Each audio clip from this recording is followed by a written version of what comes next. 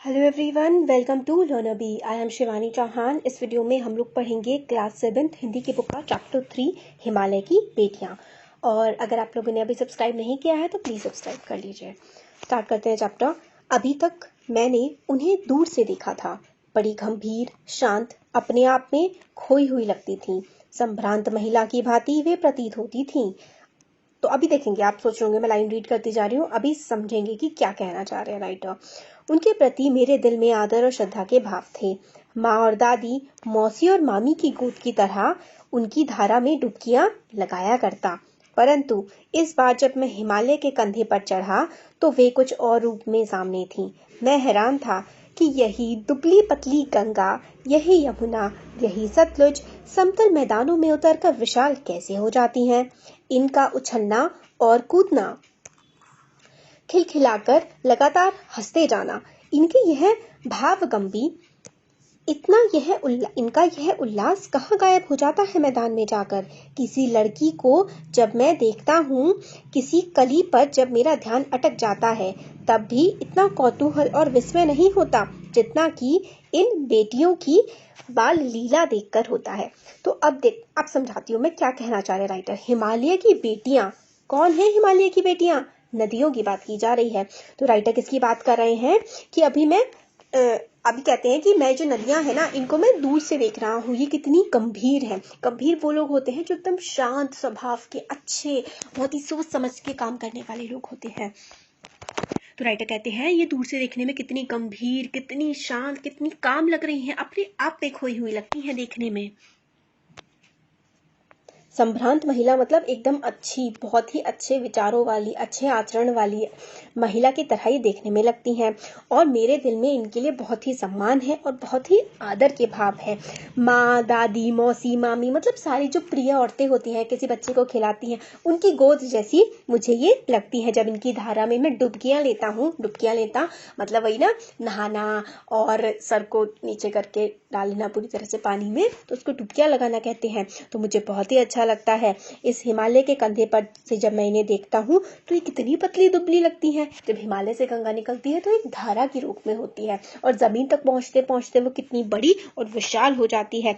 इनका ये जो उछलना कूदना है, खिलखिलाकर हंसना है, मतलब वही ना, आवाजें करती हैं, तो उसको ही राइटर खिलखिलाकर हंसना कह रहे हैं।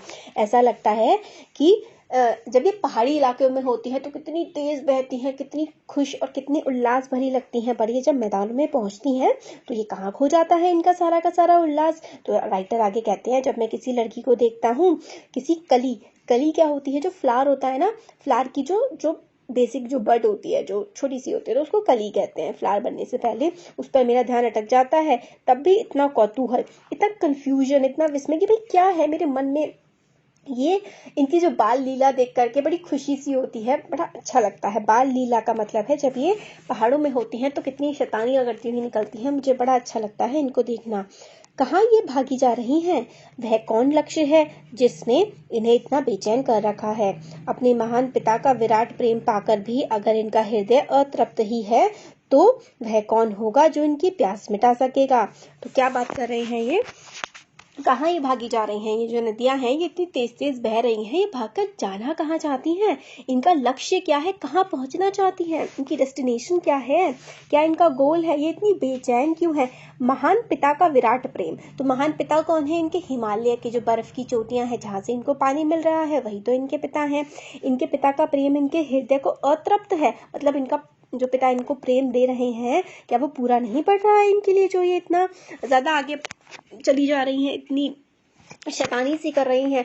अगर इस प्रेम से भी ये तृप्त नहीं हो पा रही हैं तो इनकी जो प्यास है वो आखिर कहाँ जाकर बुझेगी, जो इतनी जल्दी जल्दी में आगे बढ़ती जा रही हैं? बर्फ जली नंगी पहाड़ियां, छोटे छोटे पौधों से भरी घाटियां, बंधुर अधिक सब्ज उपत्यकाएं, ऐसा है इनका लीला निकेतन। तो मतलब ये कहते हैं कि इतने छोटे छोटे पौधे हैं और बड़ा ही खूबसूरत सा पूरा का पूरा नज़ारा है, पौधों से भरी घाटियां, घाटियां इंग्लिश में इनको वैली बोला जाता है, और हर तरफ जो है सब्जियां और बहुत ही ज़्यादा खूबसूरत पेड़ पौधे फूल सब कुछ है। इनकी लीला जो है वो कितनी ज़्यादा खूबसूरत है। खेलते खेलते जब ये ज़रा दूर निकल जाती हैं तो देवदार, चीर, सरो, चिनार, सफ़ेदा, कैल के जंगलों में पहुंचकर शायद इन्हें बीती बातें याद करने का मौका मिल जाता होगा। तो ये क्या है, ये सारे पेड़ों के नाम है। देवदार, चीर, ये जो है ना ये पेड़ों के नाम है। तो ये कहते हैं राइटर जब ये खूब शैतानी करती करती आगे निकल जाती हैं तो जब ये पेड़ों के जंगल में पहुंचती है तो इनकी रफ्तार शायद थोड़ी धीमी पड़ जाती होगी। तो इन्हें कुछ सोचने का वक्त मिलता होगा कि हम लोग कहाँ से आए हैं, कहाँ जा रहे हैं। बीती बातों को याद करने का मौका मिल जाता होगा। कौन जाने बूढ़ा हिमालय अपनी इन नटखट बेटियों के लिए कितना सिर धुनता होगा। बड़ी बड़ी चोटियों से जाकर पूछिए तो उत्तर में विराट मौन के सिवाय उनके पास और रखा ही क्या है। तो फिर आगे कहते हैं राइटर कि जो बूढ़ा हिमालय है ये अपनी जो इनकी नटखट बेटियां ये नदियां हैं ये किस तरीके से इसमें पानी देता होगा वो कौन जवाब देगा। अगर आप हिमालय से जवाब लेने की कोशिश करेंगे तो आपको एक शांति ही वहां पर मिलेगी। सिंधु और ब्रह्मपुत्र ये दो ऐसे नाम हैं जिनके सुनते ही रावी, सतलुज, व्यास, चिनाब, झेलम, काबुल, कपशा, गंगा, यमुना, सरयू, दंडक, कोसी आदि हिमालय की छोटी बड़ी सभी बेटियां आंखों के सामने नाचने लगती हैं। तो देखिए ये है ना, ये यहाँ पे ना सारी की सारी नदियों के नाम है। क्या है ये नदियों के नाम यहाँ पर हमें बताए गए हैं। सिंधु, ब्रह्मपुत्र, सिंधु जिसको हम इंग्लिश में इंडस नदी कहते हैं, ब्रह्मपुत्र तो आपको पता ही है, और बाकी रावी भी नदी है, सतलुज, व्यास, ये सारी की सारी नदियां हैं। तो ये काफी सारी नदियां तो सिंधु और ब्रह्मपुत्र में से ही निकलती हैं। तो जब आप सिंधु ब्रह्मपुत्र का नाम लेते हैं तो बहुत सारी नदियों की आपको और याद आ जाती है। वास्तव में सिंधु और ब्रह्मपुत्र स्वयं तो कुछ भी नहीं है। दयालु हिमालय के पिघले हुए दिल की एक एक बूंद ना जाने कब से इकट्ठा हो होकर इनको महानदों के रूप में समुद्र की ओर प्रवाहित होती रहती हैं। तो अपने आप में तो सिंधु ब्रह्मपुत्र कुछ भी नहीं है। जो हिमालय है, हिमालय की बर्फ पिघलती है, उस बर्फ के पिघलने की वजह से इन नदियों में पानी आता है और उस पानी की वजह से ही तो ये आगे बह पाती हैं और समुद्र में जाकर के मिल पाती हैं। कितना सौभाग्यशाली है वह समुद्र जिसे पर्वतराज हिमालय की इन दो बेटियों का हाथ पकड़ने का श्रेय मिलता है। तो कहते हैं कि समुद्र कितना भाग्यशाली है, कितना लकी है कि जो इस पर्वतराज है यानी कि हिमालय जो है इनकी जो बेटियां हैं, जो यहाँ पर इन्होंने ब्रह्मपुत्र और जो इंडस नदी है, सिंधु नदी को इनकी बेटियां कहा है पर्वतराज की, और इनकी बेटियां समुद्र में जाके मिल जाती हैं। तो समुद्र कितना भाग्यशाली है। जिन्होंने मैदानों में ही इन नदियों को देखा होगा उनके ख्याल में शायद ही यह बात आ सके कि बूढ़े हिमालय की गोद में बच्चियां बनकर ये कैसा खेला करती हैं। मतलब ये लोग राइटर कहते हैं कि जिन लोगों ने इन नदियों को सिर्फ और सिर्फ जमीन पर देखा है, सिर्फ प्लेन एरियाज में देखा है, तो वो ये इमेजिन भी नहीं कर सकते हैं कि ये जो जब हिमालय की गोद में होती है तो कैसे बच्चों की तरह ये हरकतें करती हैं।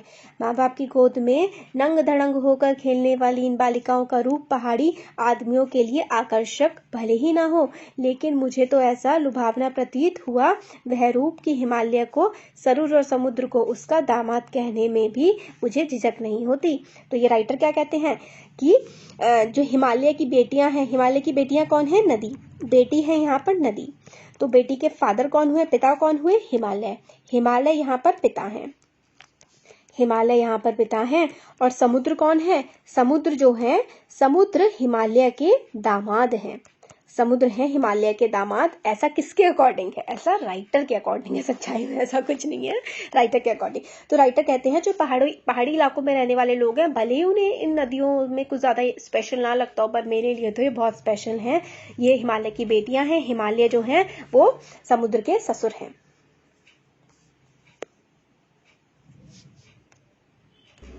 आगे राइटर कहते हैं कालिदास के विरही यक्ष ने अपने मेघदूत से कहा था, वित्रवती बेतवा नदी को प्रेम का प्रतिदान देते जाना। तुम्हारी वह प्रियसी तुम्हें पाकर अवश्य ही प्रसन्न होगी। यह बात इन चंचल नदियों को देखकर मुझे अचानक याद आ गई और सोचा कि शायद उस महाकवि को भी नदियों का सचेतन रूपक पसंद था।